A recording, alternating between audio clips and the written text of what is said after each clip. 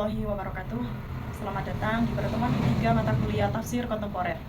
Pada video kali ini, kita akan membahas salah satu tokoh penting dalam studi tafsir modern, yaitu Farid Essaq. Beliau adalah seorang mufasir asal Afrika yang dikenal dengan pendekatannya yang sangat peduli dengan masalah sosial dan pembebasan kaum tertindas. Farid Essaq adalah seorang aktivis anti-apartheid dan cendekiawan muslim dari Afrika Selatan.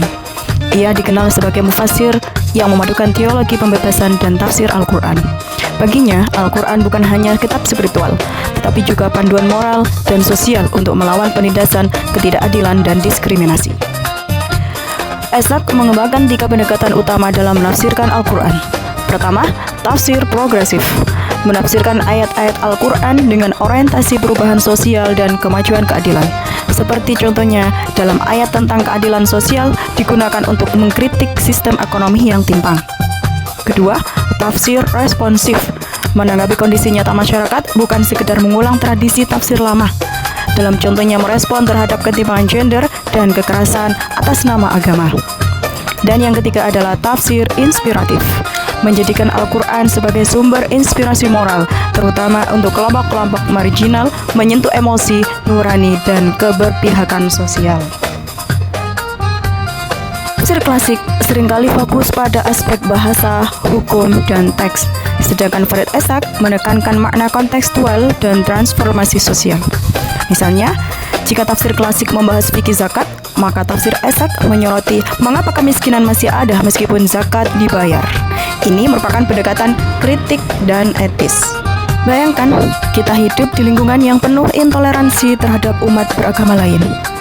Dalam tafsir Essaq, ayat-ayat tentang tidak ada paksaan dalam agama digunakan untuk memperjuangkan pluralisme dan menolak diskriminasi agama.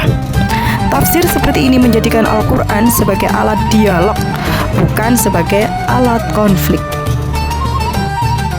Salah satu contoh penafsiran Farid Essaq seperti dalam surat Al-Baqarah ayat 62 yang berbunyi, A'udzubillahi minasyaitonirrajim, Bismillahirrahmanirrahim, Innalladzina amanu walladzina hadu wan nasara wassabiina man amana billahi wal yawmil akhir Man amana billahi wal yawmil akhir wa amila shalihan falahum ajruhum 'inda rabbihim wala khaufun 'alaihim wala hum yahzanun. Yang artinya sesungguhnya orang-orang mukmin, orang-orang Yahudi, orang-orang Nasrani, dan orang-orang Sabi'in, siapa saja di antara mereka yang beriman kepada Allah hari kemudian dan beramal soleh, mereka akan mendapatkan pahala di sisi Tuhan mereka.